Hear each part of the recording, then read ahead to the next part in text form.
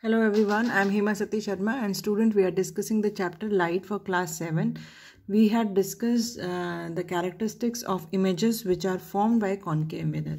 In today's lecture we will try to focus on how images are formed in concave mirror. So we will take 4 cases which are given in our textbook. So here the object is between center of curvature and the focal point.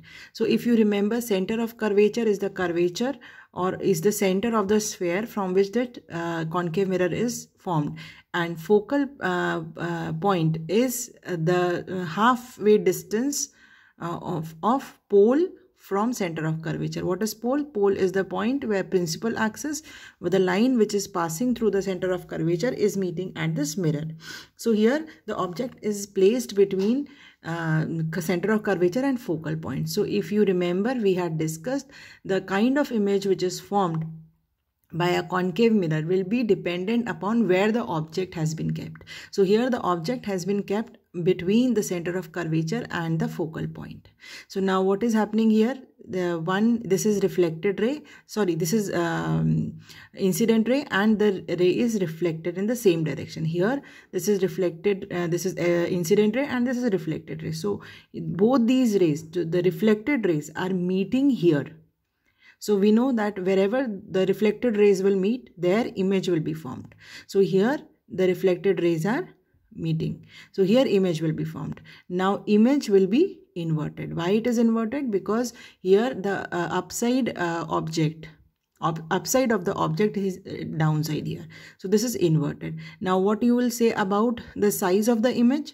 The size of the image is bigger than the size of the object. So now these are the three characteristics: that the image is real because the rays are meeting and it can be obtained on screen, it is enlarged than the object, and it is inverted, right?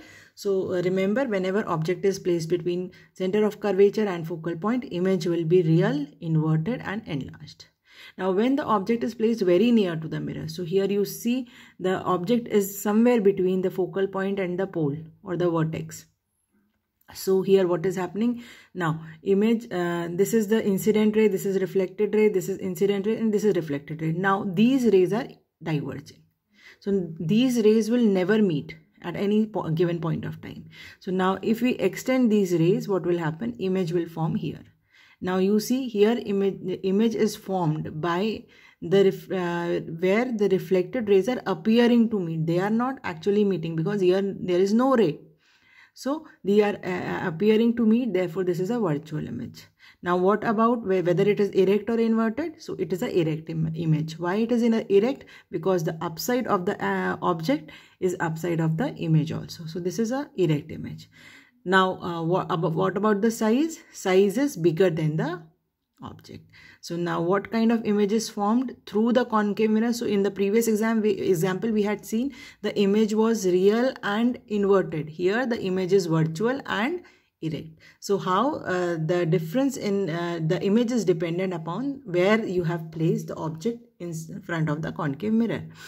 Now if you see that the object is at a far away distance which is greater than center of curvature, so what will happen?